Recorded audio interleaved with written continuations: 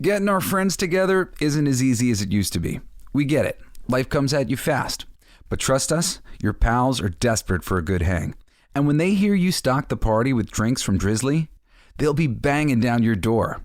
Let Drizzly, the go-to app for drink delivery, take care of the supplies. All you need is an excuse. It doesn't even have to be a good one. It's your dog's birthday. The loquats are finally ripe. Whatever. With Drizzly, you can compare prices on a massive selection of beer, wine, and spirits and get them delivered straight to your door, which means you can entice the crew to leave their houses without ever leaving yours. Whatever the occasion, download the Drizzly app or go to drizzly.com. That's DRIZLY.com. Today. Must be 21 plus. Not available in all locations. Man, I wish they had Drizzly when I used to play D&D and Riffs. Maybe it's time for me to start again. Thanks, Drizzly. Hey, it's my song. Let's sing it. It's gonna be freaking awesome. Come on, it's gonna be freaking awesome. You know the words. It's gonna be freaking awesome. That's it. Say, it's gonna be freaking awesome. Yeah! Hey! Hey! Hey! It's my favorite part!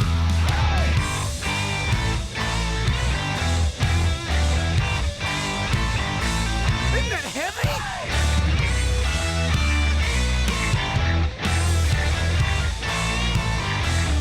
I'll play that! Coolest alive! Ready, set, go! Hi-ho, Jesse Blaze Snider here, the coolest geek alive. Thank you so much for joining me. I'm back at my pop studio in Redondo Beach. It's dark out, the moon is up and full, and I am feeling a little apprehensive. Last week, I wrote a whole speech so that I didn't have to make things up to say for the entirety of my show and that I was prepared to say everything that I wanted to say. And this week, I'm just kind of winging it. And I'm a little nervous about it. So please bear with me as we talk about the state of the DC cinematic universe. Now, starting back in 2013, they kicked off the original plan for the DC cinematic universe, which came to be known as the Snyderverse. And I thought maybe we would just walk through real quick what that was. It started with Man of Steel and Henry Cavill, who I think we can all agree Henry Cavill is an amazing Superman, but the actual subject matter of Man of Steel left a lot to be desired for hardcore fans of Superman like myself. I know there's a lot of people out there who really enjoyed that movie and who love to defend it until they're blue in the face. I would argue that the people who are defending Man of Steel have never liked Superman to begin with and have never actually read a great Superman comic book. I believe that anybody who has spent any time really enjoying Superman at his best would agree that Man of Steel is not Superman at his best. Man of Steel is a great movie. It's very beautiful. Henry Cavill does a great job. And Zack Snyder and David S. Goyer, who wrote the screenplay, everybody did a great job on the basics of what this thing is. I think even Christopher Nolan was involved in the creation process there. And look, what they did, bringing this real-world, grounded Superman into reality, it's commendable. They did a good job at what they were trying to do. That's what they were trying to do. But for me, they fundamentally screwed the pooch right from the beginning by trying to make Superman into Batman. Trying to make Superman into a brooding, I don't know what to do, I'm not always going to do the right thing, sometimes you have no choice and you must kill sort of character. Which in the comics, Batman doesn't kill either. And I really am not a fan of this willy-nilly Batman letting people fall down elevator shafts in the other Batman movies that Tim Burton produced. I like a Batman and a Superman who don't kill. Batman in the comics is willing to threaten. He's willing to make you think he might kill you or make you think he might torture you. He's willing to go to dark places. Superman in the comics, never. goes to those dark places. Granted, there's lots of people say, oh, there's exceptions. Superman once killed was... Yes. They've done storylines where Superman killed somebody or whatever else. But that stuff does not usually stand the test of time. We're always brought back to a relative sweet and kind and gentle Superman who's demonstrating that there's always a better way. And that's why I really love Superman. As a person, I like to think there's always a better way. There's always a better way forward. There's a better way to do this. And if we just use our super minds, we can come up with something. So Man of Steel kind of got them off on a poor footing, with the audience very split about how they felt about it. Some people enjoyed that Man of Steel movie. Other people didn't. Following up Man of Steel was Batman vs. Superman: Dawn of Justice, which just seemed a bit rushed, right? In the Marvel Cinematic Universe, we had The Incredible Hulk, which wasn't so great, Iron Man, which is amazing, Captain America, which is pretty damn good, and Thor, which I really like the first Thor movie. I like the second one okay as well. I know some people crap talk that one, but 1, 2, 3, 4 of these great tentpole characters from the Marvel Universe are introduced, and then we get our Avengers. But not so here. We get Man of Steel, then all of a sudden the Superman sequel is a Batman vehicle, which also introduces Wonder Woman, and the beginnings of pieces of the Justice League, which was just too much too soon for me. We didn't get the opportunity to really spend as much time with Batman as I might have liked to. It's probably the best version of Batman that we've ever seen in film, like the closest to the comic book version of Batman. But because of all the other things that were going on in the movie, we don't get to spend a lot of time with him. So it was a little bit of a letdown, Batman versus Superman, and it set us up for this Justice League movie just like a year and change later that was definitely not ready for prime time. So one of the more interesting choices in the beginning of this original DC Films rollout was Suicide Squad, which I'm a huge fan of the Suicide Squad. But the whole premise of Suicide Squad is that villains of some of these prominent heroes get a second chance, a new lease on life from Amanda Waller to put their lives on the line and earn their way out of prison. This premise worked really great in the comics because the book was filled with villains that we knew from existing superhero books. So to make a Suicide Squad film before you've really had a chance to establish your DC universe, before you've been able to make a Wonder Woman movie or make an Aquaman movie or make a Green Lantern movie or a Flash movie, and introduce some of the bad guys that might be featured in the Suicide Squad, it was odd. It was odd to say the least. It seemed like a weird kind of cash grab, a weird quick fix to get like a whole bunch of characters out into the universe, but at the same time, by doing that, they robbed them of their agency. Like, why does it matter that Deadshot's in here? We've never seen him fight Batman before. Why does it matter that Harley Quinn's here? We haven't really been able to establish that she's the Joker's girlfriend and that the Joker's a thing. We haven't met the Joker. So it was really weird for Suicide Squad to come along, and I think its failure was mainly due to that, and the fact that it was just a very weird movie to put out at the very beginning of your DC cinematic universe. I think that if they had waited to release that film until people were demanding it, because there were all these great villains that had been introduced in all these individual superhero projects, that would have been a lot more successful for them. And, in the comic books, there's this great thing, the periodicals gives you the ability to test the waters with characters, with ideas, and see how your audience is feeling about them. DC just assumed that everybody was going to be interested in everything that they did. They didn't give themselves a chance to create characters And I mean create the characters by finding the right actor to mix with the character on the comic book page and put them in the right stories that people wanted to see told, and then have the audience go, man, I loved that character. You did a great job adapting them. Let me see more of that.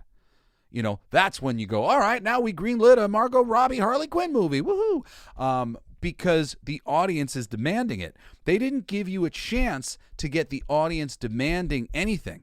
And Suicide Squad is really the type of comic book premise that it pays to have an audience demanding to see more of this villain and that villain and this villain. And then, hey, let's give them a book. Let's put them in the Suicide Squad. Hey, let's give them a movie. Those villains were really good. People still want to see those characters. So Suicide Squad was a bit of a weird one. Then we got Wonder Woman. Wonder Woman was great. The ending was a little bit weak, but Wonder Woman was great. And now that we've got Superman, Batman, and Wonder Woman, and the Suicide Squad for some reason, we got the Justice League. And it's just such a bummer. If they'd taken the time to introduce the Flash, to introduce Green Lantern, to introduce Aquaman, and then giving us Justice League, it would have meant so much more. It just would have meant more. It would have been earned and exciting, and I really think people would have showed up to the theaters and they would have made lots of money. But they rushed out Justice League to try to compete with the Marvel Cinematic Universe, and, it bombed. So after Justice League, we got Aquaman, which generally is great. I can't say that Jason Momoa is really the Aquaman that I grew up with. He's not exactly scratching that itch for me, but I like Jason Momoa. And he does, I think, a good job playing Jason Momoa in the movie. But I did enjoy that one. And this was the beginning of sort of the DC Cinematic Universe picking up some steam for me. Because following up Aquaman was Shazam. And I loved Shazam. Watch that all the time with my kids. Zachary Levi is amazing. Really just funny and down to earth and cool, and what a great movie that turned out to be. I'm really hopeful that the follow-up, the sequel to Shazam, is going to be just as good. After Shazam, though, things started to go wrong again. We got Birds of Prey, which was basically the backdoor Harley Quinn movie, and I'm a huge, huge Birds of Prey fan. I love Birds of Prey, but don't call a movie Birds of Prey unless you're going to make a Birds of Prey movie. Those characters didn't look anything like the characters that I grew up reading. I wanted to see a movie called Birds of Prey starring characters that look like the characters from Birds of Prey. And I think a lot of people felt the same way that I felt about it. And it wasn't a Birds of Prey movie. The Birds of Prey were just kind of shoehorned into the Harley Quinn show. And, I think Margot Robbie does a great job as Harley Quinn, but you got to do these things correctly. You got to adapt a storyline that's meaningful to people. You have to set up the characters. I mean, to not introduce the Joker first, and then introduce Harley Quinn, and then introduce them breaking up, and then introduce her being off on her own. And, these are all individual movies. You rushed it all to get it out quicker, and it just diminishing returns. We then had Wonder Woman 1984, which was very disappointing. Zack Snyder's Justice League Director's Cut, which was cool, but really long. Really, really long. Then we had The Suicide Squad, which Peacemaker coming out of that was a bright spot, even though Peacemaker and Vigilante, not exactly what I grew up reading in the comics, but they did do something great with it. The Suicide Squad itself is really enjoyable as a film. There are some nice nods to the comics in there, but it's not like the Suicide Squad was recreating something fabulous from my days of reading DC Comics. It was a pure fabrication from the mind of James Gunn. It's a great one. It's really enjoyable. I liked seeing a lot of the elements that are in the movie, but he didn't turn anything that I loved and I was demanding to be turned into a film. He made up his own film using whatever characters he wanted to use. And that's cool, but it is not the same as adapting comic books into films. He adapted the name The Suicide Squad and the name of some of the characters he took and made characters that fit what he wanted and turned it into a movie. And it's a good movie. I do like it. But it's not exactly what I was asking for. Finally, they released Black Adam, who is best known as a bad guy for Shazam. Releasing a Black Adam movie with no relationship to Shazam whatsoever is a bit of an odd choice. Granted, his renaissance in the comics came about when he was reintroduced as an anti-hero in the pages of JSA. I was a huge fan of that book, and I really enjoyed the arcs with Black Adam in them, and I enjoyed storylines with Black Adam that went on after that. There was a great miniseries written by Peter J. Tomasi, I think it was just called Black Adam, that was awesome, and I would love to sort of see any of those things play out. But I think not having established a truly good Superman was probably the biggest problem with Black Adam. Because in order to be an anti-Superman, you have to establish what Superman is. And the Man of Steel movie did not establish what Superman represents. What Superman represents to the whole of the DC universe is the pure good.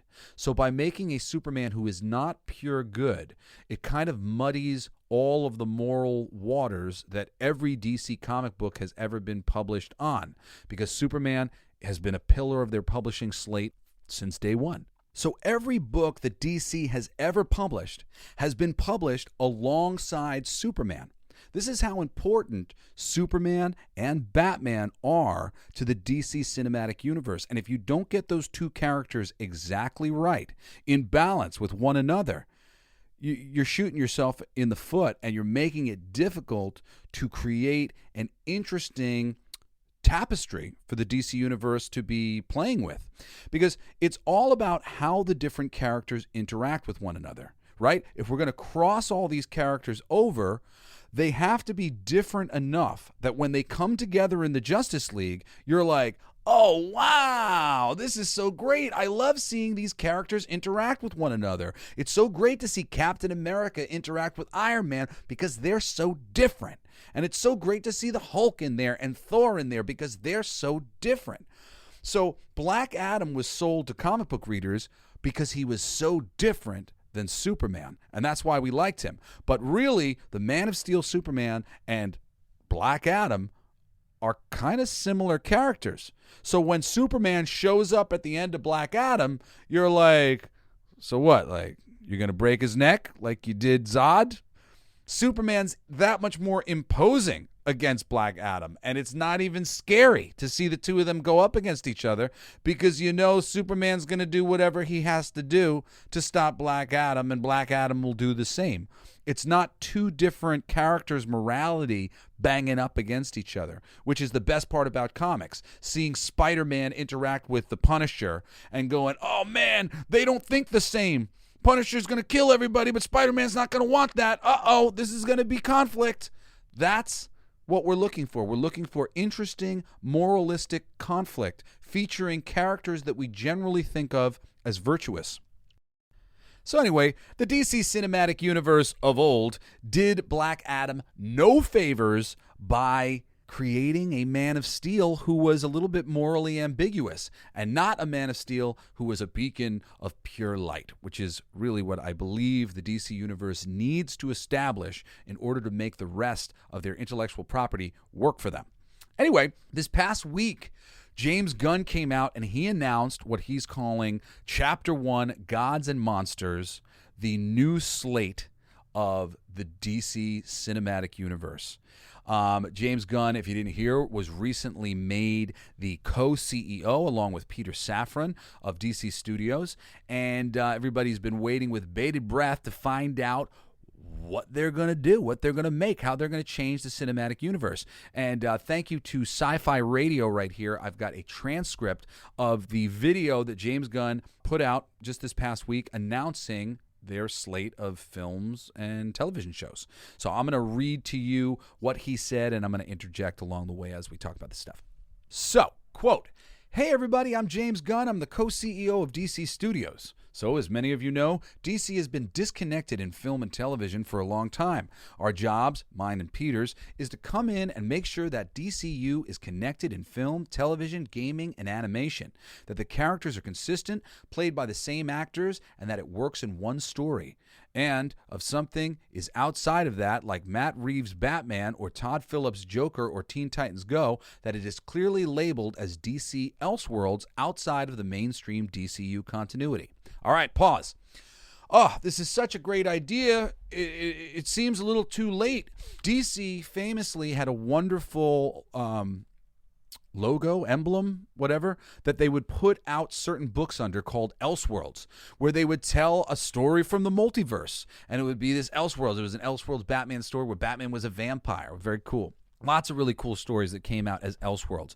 And he's going out of his way to say that some of these things are the Elseworlds and that others are going to be part of the mainstream DCU continuity. That's a really cool thing to do and establish. But I think that at this point, they're really going to be confusing people because of the slate of films that has already come and gone and how many times that they've stopped and started and restarted this whole thing.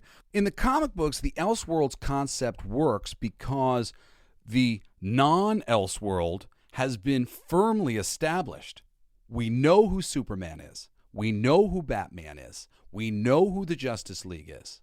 So then when you say, oh, we're going to tell an Elseworld story, we're going to take those things that you know and we're going to flip them on their heads.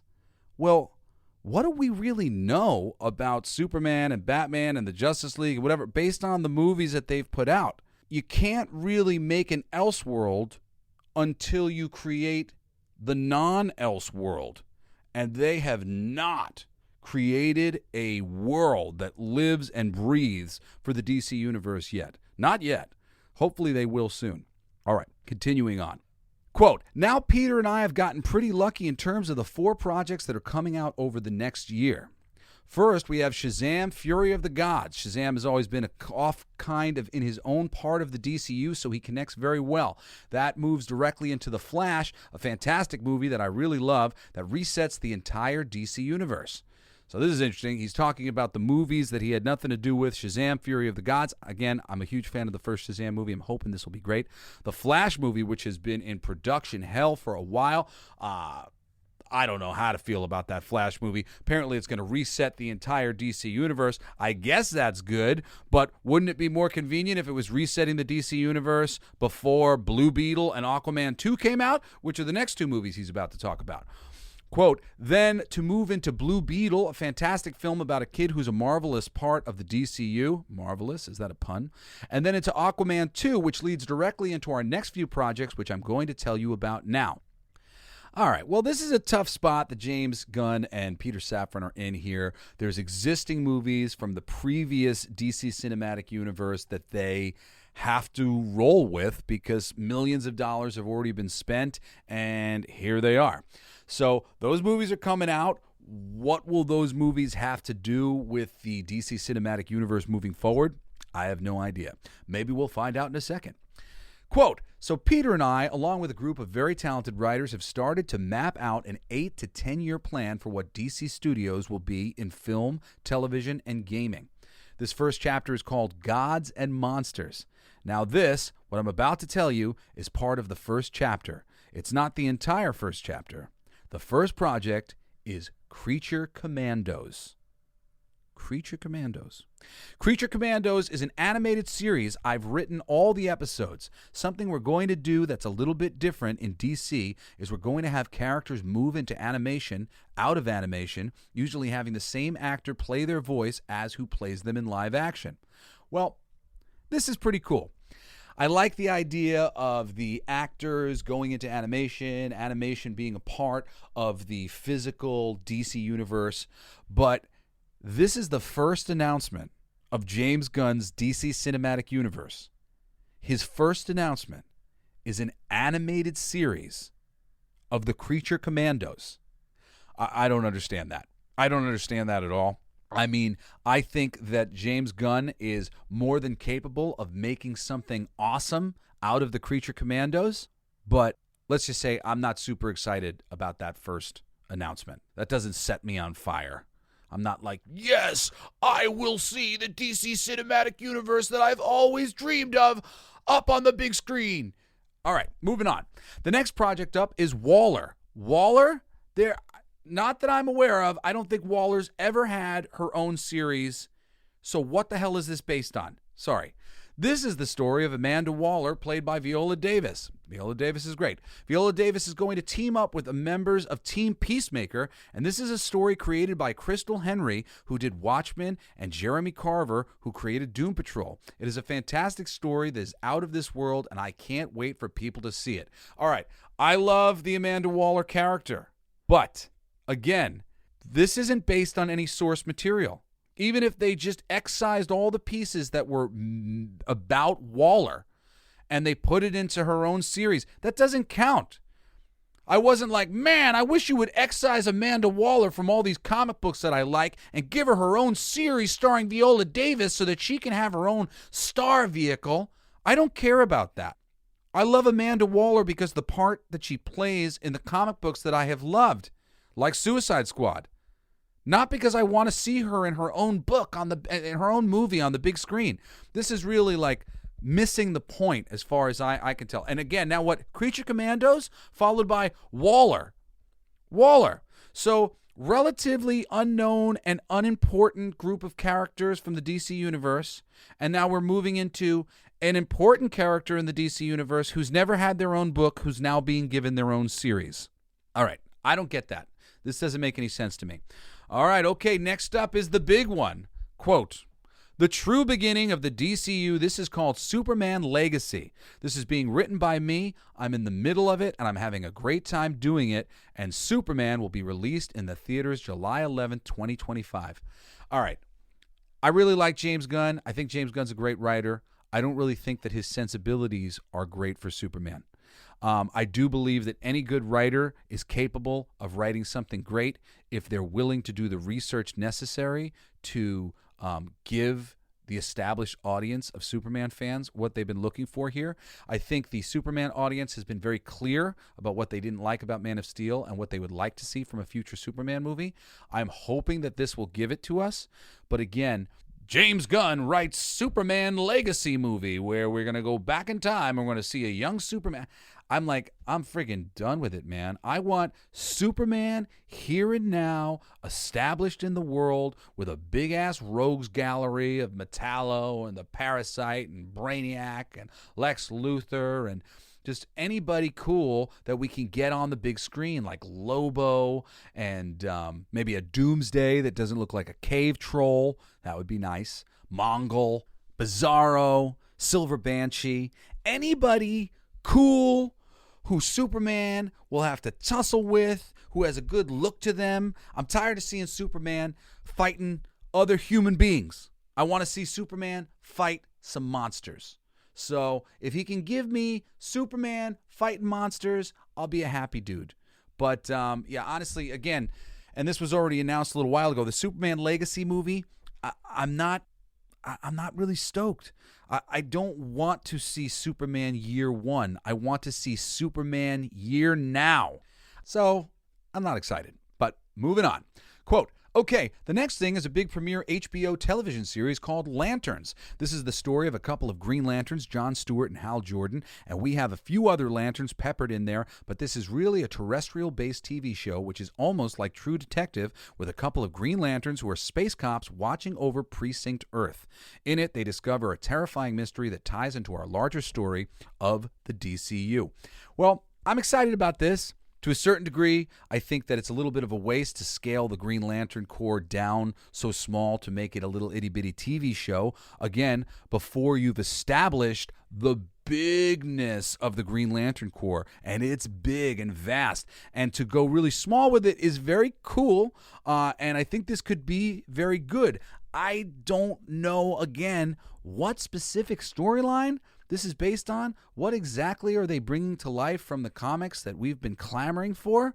Granted, I'd like to see Jon Stewart on the big screen. I'd like to see Hal Jordan. I think a police procedural with the Green Lantern Corps could be very cool. But this isn't exactly, again, scratching the itch that I desire to have scratched. All right, next up. Quote, next is a big movie called The Authority. The Authority? The Authority is a passion project of mine. It's based on the marvelous Wildstorm characters we are now bringing into the DCU and will interact with all of our primary DCU characters. The Authority are a group of superheroes who think the world is broken and they want to fix it by any means necessary, and it's a very different look at superheroes. Well, oh my God, do I have such mixed feelings about this. I love The Authority. I hope and pray that they can do something really cool with the movie, despite the idea that it's going to be a part of the DC universe. Now, The Authority is a great and famous comic book, but it was not a part of the DC cinematic universe when it came out and became famous and popular. In fact, it is a play on the Justice League. The Authority is a Justice League-like team who decides to take matters into their own hands and do what is necessary to save their Earth. This book was great, and they could make many movies based on The Authority and the books that came before it called Stormwatch.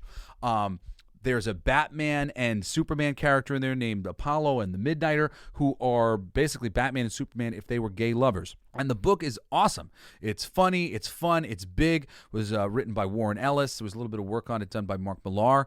It's really, really worth your time to go and pick up these graphic novels that have the big stories with these characters. However, in recent time, The Authority has been kind of shoehorned into the DC universe, and it doesn't make any sense because The Authority is the Justice League. They are Justice League, but harder. And if they existed in the DC universe, the Justice League would come down on them so fast and so hard, their heads would spin. And Midnighter and Apollo are literally kind of goof versions of Superman and Batman. So before you establish a Justice League of your own, before you establish the major pillars of the DC universe, you're going to introduce the Authority, who are basically going to undermine the authority of whatever Justice League you might introduce into your universe. I've got a lot of trepidation about this one. Meanwhile, if this was an Authority movie that was in Elseworlds like they were talking about earlier, and it was in its own universe, just allowed to do its own thing, oh my God, I would be breaking out the confetti and celebrating because, I would love to see The Authority turned into an awesome, badass movie with somebody like James Gunn producing, making sure that it got done right. Because that, if ever there was a comic that deserved to be turned into a great film, it's The Authority. Also, Planetary, another Wildstorm creation, which is a great one. But in the DC universe, The Authority is a big problem, I think. Anyway, I'll leave it at that because it's all speculation at this point. All right, next up, we're doing a television series called Paradise Lost. Paradise Lost is the story of Paradise Island, usually known as Themyscira, which is the birthplace of Wonder Woman. It's almost like Game of Thrones with Westeros, but with all the inhabitants of Paradise Island. Ugh. Okay. This is not a comic that I can say I have ever read, and not one that I've been clamoring for. There's no established storyline that just needs to be told. This is just something that they're doing to wank themselves off, I guess. Why do we want to watch a series about Paradise Island before Wonder Woman got there? What is it that's been established already that has made us so interested in Themyscira? Are you guys super interested in Themyscira? I'm not. I'd love, a good Wonder Woman movie to make up for that shit stain that was Wonder Woman 1984. All right, next up, the introduction of the DCU's Batman is, quote, The Brave and the Bold. The Brave and the Bold is the story of Batman and his actual son, Damian Wayne. This is based on Grant Morrison's great comic book run. Damian Wayne is my favorite Robin. He's a little assassin that Batman tries to get in line. So this is the story of the two of them and the beginning of the Batman family story in the DCU. Oh my God, I have so much to say about this. Yes, Grant Morrison, great comic book run. It's amazing. calling this Batman movie The Brave and the Bold. You've got The Batman and a sequel to The Batman, and now you're going to have another Batman in existence, but the movie that he's coming out in is called The Brave and the Bold, which I don't think is a winning strategy for you guys promoting this movie. And Damian Wayne. Damian is a great Robin. I don't know if he's my favorite Robin, but having a favorite Robin comes from establishing Robin. We've got what? The guy from Batman and Robin, Chris O'Donnell? And what other Robin have we had? Have we met any Robins? Does the audience know who Robin is? There is this amazing story of Dick Grayson growing up and wanting to leave the shadow of the bat, of Batman taking in a new ward, Jason Todd, who's a bit of a heel, and ultimately the audience turns on him, and they voted in the comics to kill him off. They killed him off. They eventually brought him back as a dark, brooding Robin who basically Batman let get killed. Then Tim Drake comes along. He's a detective. He figures out that Bruce Wayne is Batman and that Batman needs a Robin. He's a great Robin. And then eventually Damian Wayne is introduced down the line. And there's some great stories. Batman, Son of the Demon, which is one of my favorite graphic novels, Batman graphic novel, which was basically about Batman falling in love with Talia al Ghul, who's Ra's al Ghul's daughter, and them hooking up and her getting pregnant with his baby. And then this was non-canon for a long time. For years and years and years and years, there was no Bat baby out in the wilderness. And then one day, Grant Morrison dusted off that old idea, and he introduced Damian Wayne, who is a lot of people's favorite Robins. He is a great Robin. But without establishing all of the other Robins that I just said, it doesn't matter. It doesn't mean anything if you just skip ahead to Damian Wayne Robin. You're skipping so many brilliant Batman stories, so many things that would be great to see as films. I don't want to see that story before I've seen Tim Drake done right, before I've seen Nightwing done right, before I've seen Jason Todd done right. These are the Robin stories that I want to see. I don't want to skip straight to Damian Wayne because he's your favorite James Gunn. You're kind of ruining the rollout of the story. As somebody who loves these stories and wants to see other people get the greatness of the storytelling in its proper order so that it matters. You know, this isn't right what you're doing to the audience. They deserve better than this. All right, we're getting towards the end of it now. Next up is a TV series called Booster Gold. Booster Gold is one of comics' really popular cult heroes. He's a fascinating guy. He's a loser from the future who uses future technology to come back to the present day and become a superhero so that people will love him. It is basically the superhero story of imposter syndrome on an HBO Max series. All right, this is my favorite announcement of the bunch so far. I love Booster Gold. I think this could be a very great, well, I guess it's not a film, it's going to be a TV series, but I think this could be a great television series. Booster Gold is a great character, and a good writer could do something great. There's a lot of established stories that are really great that people would like to see. So this is cool, but at the same time, Booster Gold, most people aren't me. They don't know who the hell Booster Gold is. Are people really going to tune in for Booster Gold? It's going to rely a lot upon how good of a series you actually make. Who you get to cast as Booster Gold and what the trailer looks like and stuff. You're not exactly making a television show out of a property that was on fire, just waiting to become a television show. But all right, these are your choices. Next up, getting towards the end, one of my favorite comic book series from last year was Tom King's run on Supergirl, Woman of Tomorrow. So we're going to turn that into a big science fiction epic film. Now, Superman's a guy who was sent to Earth and raised by loving parents, where Supergirl, in this story, she's a character that was raised on a chunk of Krypton. She has watched everybody around her perish in some terrible way, so she's a much more jaded character. Okay, Supergirl. Look, I can't judge this one because I didn't read this storyline, but I can tell you that amongst my friends in the comics world, people did not like it. I was sort of warned away from reading it. So people who read comics are probably going to be warning people away from checking out this movie unless somehow, through the magic of cinema, they're able to take a storyline from the comics that people did not like and turn it into something that people will like. And maybe I'm in the minority, or not me, but maybe some of my friends are in the minority. Maybe there's a lot of people out there who loved Supergirl Woman of Tomorrow. But for me, word on the grapevine was Supergirl Woman of Tomorrow was not a great comic book. So this is a weird choice for me as well. That brings me to, quote, Swamp Thing. The last thing we're going to talk about is a very dark horror story, the origins of the monster who is Swamp Thing. And though it's totally outside of the rest of the DCU, it will still feed in to the rest of the stories. Okay, I love this announcement. Really, for me, for James Gunn, Swamp Thing should have been the first thing he announced. Swamp Thing. It's literally the great Swamp Thing stories are based on Alan Moore's work.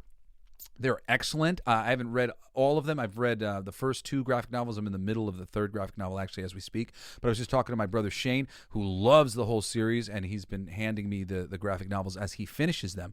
That's a great one. It matches James Gunn's sensibilities. It's perfect. It's a great place for him to start, and it's the beginning of him building a Justice League Dark, which is really a pathway forward for him that I thought would be really cool. You know, you establish some of the characters in the Justice League Dark, like, you know, John Constantine's getting a sequel to his movie with Keanu Reeves. I know that they haven't mentioned it here, but they just followed up that is still happening. You know, and you could introduce a character like Detective Chimp, you know, and some of these other cool characters, a movie about Zatanna, which is a really cool character from the DC universe, nice, powerful lady, right? These are some ways that you could go about establishing a new corner of the DC cinematic universe that could be explored anew by somebody like James Gunn. So I would have loved to see that at the forefront of these announcements that James is making. Most of these things just have not done it for me. But let's look back at this whole slate here. We've got an animated series, Creature Commandos, Waller, I'm assuming that's a TV series, a Superman movie, a Lanterns TV show, the Authority film, Paradise Lost, a Wonder Woman-related TV show, Brave and the Bold, a Batman film to go alongside the Batman sequel, Booster Gold, a TV series, Supergirl, Woman of Tomorrow. So there's 2 Superman movies, 2 Batman movies, essentially. And then Swamp Thing, which I'm assuming is a film. I hope it's a film. That would be great if it was a film. Yeah, I don't know about this, man. To me, we're not establishing a DC universe of any kind, really. They're going and exploring different areas of the world that are open to them already, like Themyscira or Waller. They're introducing the Authority, which is a weird one to introduce into the middle of the world. You know, we got the Lanterns coming in, which is cool. That's probably the thing that I'm most excited for. Actually, I'm really excited about the Booster Gold TV series. I think that could be great too. And Swamp Thing. Swamp Thing could be freaking awesome. But, man, I don't know about this. I mean, honestly, if you wanted to properly establish the concept of the Elseworld, what I think would have been the best approach that James Gunn and Peter Safran could have taken was to do a Crisis on Infinite Earths movie. Can you imagine that? If they took characters from the current Snyderverse, as well as characters from Tim Burton's Batman and from the Christopher Reeve Superman and the various scattered DC projects that they've made throughout the years, like even that Jonah Hex movie and Ryan Reynolds, Hal Jordan, just all of them. Took them all and put them into a little blender and did some insane movie where people that we didn't like were killed and the universe was exploded into lots of different things, and we established a new baseline DC cinematic universe. And maybe we didn't even see exactly what that looked like, but we certainly spent all of our money destroying the previous cinematic universe and at least using the characters that were there as cannon fodder and doing something that was fun and give a true clean slate to James Gunn and Peter Safran. Now, that would have been awesome. Something like that would have been super cool. To me, the water was already muddy, and I just feel like it's even muddier now that I've read all these announcements. I don't really know what to think. I don't really know what to expect from it. And I'm kind of just biding my time to see what it all is like when it starts to come out. But look, I'm a fan like you guys. I hope that it's all great. I want it to all be great. I want every single one of these announced projects to be freaking amazing. I want to eat every word that I've said here today. And if it's not as amazing as we all hope it will be, well, there will be others. Anyway, this brings us to the end of another show, another fabulous episode of The Coolest Geek Alive. But before we go, I wanted to drop my Coolest Geek recommendation for the week. And today, figured it should relate to today's subject matter. I picked Alan Moore's Swamp Thing. I can only speak on the first 3 volumes myself because that's as far as I've gotten, but the first 2 are just magical, and my brother Shane has finished the whole thing, and he loved it. There are 6 volumes totaling approximately 64 issues, and I highly recommend you seek them out. Hopefully, these will be the issues that James Gunn and company will be bringing to life in their new Swamp Thing film. Anyway, follow my band, Dilf USA, on Spotify. Follow me on Twitter, Coolest Geek JBS. And check out my Kickstarter for King of Kings live now. Thank you, and join me next time on The Coolest Geek Alive. Peace! Let's sing it! It's gonna be freaking awesome! Come on! It's gonna be freaking awesome! You know the words! It's gonna be freaking awesome! That's it! Sing! It's gonna be freaking awesome! Yeah! Hey! Hey! Hey! It's my favorite part!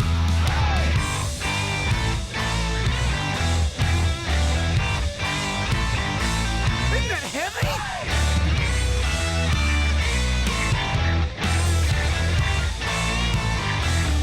I'll play that. It's gonna be freaking awesome. Coolest alive.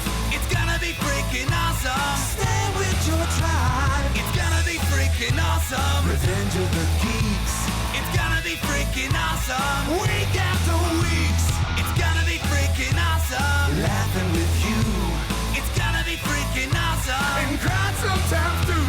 It's gonna be freaking awesome. Spilling it out. It's gonna be freaking awesome. Making you shout.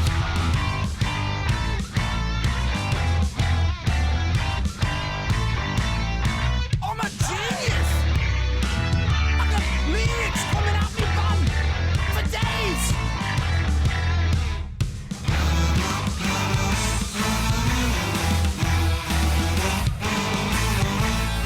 You like that? It's a kazoo solo.